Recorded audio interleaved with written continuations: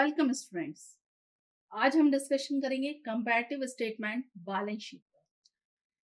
Balance sheet पर क्योंकि हमारे पास बैलेंस शीट है जिसकी स्टडी हमें करनी चाहिए। एक ट्रेंड आइटम होता है जिसमें हमें एसेट्स हैं, लायबिलिटीज हैं, और वो एसेट्स एंड लायबिलिटीज में टाइम टू टाइम क्या चेंजेस हो रहे हैं हमारे बिजनेस के अंदर और उसमें किस परसेंटेज में हो रहे हैं, ये हमें जानना चाहिए, जिससे कि हम एक अपनी current financial position, liquid position को जान सकें, हम लॉन्ग टर्म फाइनेंशियल पोजीशन को एनालाइज कर सकें, प्रोबेबिलिटी को हम देख पाए कि हमारे बिजनेस में कितनी क्या है।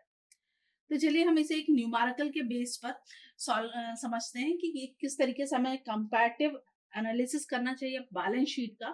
बैलेंस शीट में हमें पता है कि जो भी हम डायग्राम बनाते हैं या फॉर्मेट बनाते हैं उसमें लायबिलिटीज एंड एसेट्स होती है। तो हमारे पास जो न्यूमेरिकल है उसमें हमारे पास कुछ एसेट्स दी हुई है, कुछ लायबिलिटीज दी है, उनको हम बाइफिकेट कर लेंगे कि एसेट्स में एसेट्स को लिखेंगे और लायबिलिटीज को लायबिलिटीज में लिखेंगे। फर्स्ट ऑफ ऑल हम क्या करेंगे कि जो हमारी एसेट्स है, एसेट्स में फिक्स एसेट्स है। फिक्स एसेट्स हमारी 2004 में कितनी थी? 2004 में हमारे पास 60 लाख करंट एसेट्स थी और 2005 में 72 लाख। मतलब ये हमारी करंट एसेट्स इंक्रीज हो गई। जो इंक्रीज कितनी हुई? 12 लाख हमारी इंक्रीज हो गई। अगर हम मुझे इसको परसेंटेज में देखना है कि ये मेरा एब्सोल्यूट चेंज जो हुआ है हमारे बिजनेस के अंदर, वो चेंज किस परसेंटेज पे हुआ है, तो मैं उस परसेंटेज को कैलकुलेट किस तरीके से करूंगी? उसको कैलकुलेट करने के लिए जो चेंज आइटम है, मतलब 12 lakh into 100 upon previous year data. Please note down this formula, change into 100 upon previous year data. मतलब प्रीवियस ईयर का मेरा कितना डेटा था? 60 lakh.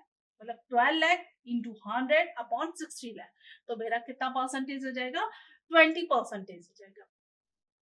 Then second item in assets, investment. Investment मेरा 2004 में 10 लाख था, जबकि 2005 में भी 10 लाख। तो ये क्या कुछ चेंज हुआ या इंक्रीज या डिक्रीज हुआ? नहीं। तो हम उसे एज इट इज नल हो जाएगा हमारा।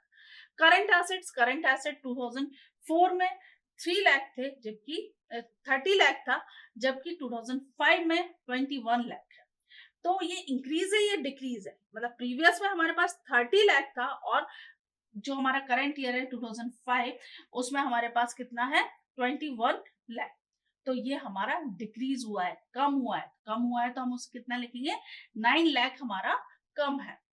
कोष्टक में लिखने का मतलब है कि ये निगेटिव वैल्यू। अब इसका परसेंटेज मैं कैलकुलेट करूंगा। 90 लाख, 9 लाख इंटू 100 अपॉन 30 लाख।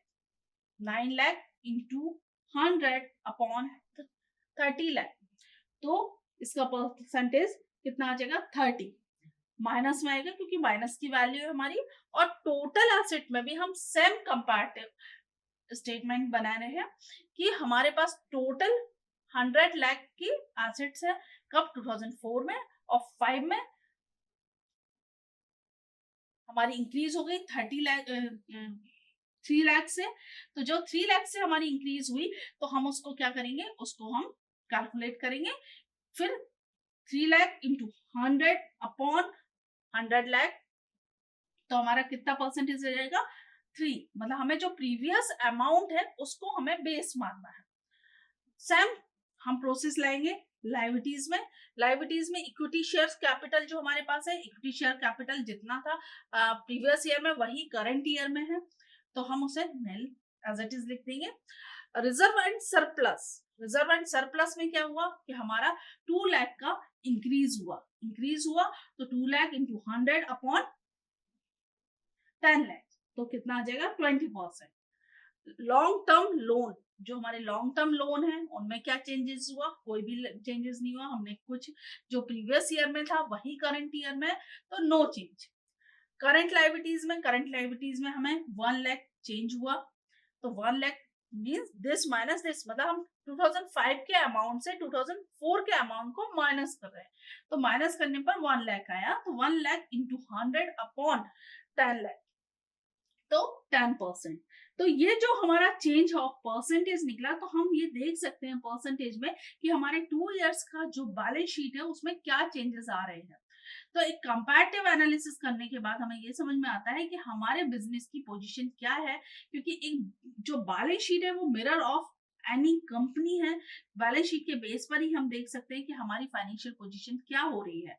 तो हम इस चेंज के अकॉर्डिंग ये समझ सकते हैं कि जो करंट एसेट्स है वो हमारी डिक्रीज हुई है, हमें उसको बढ़ाने की रिक्वायरमेंट है। Okay, thank you very much.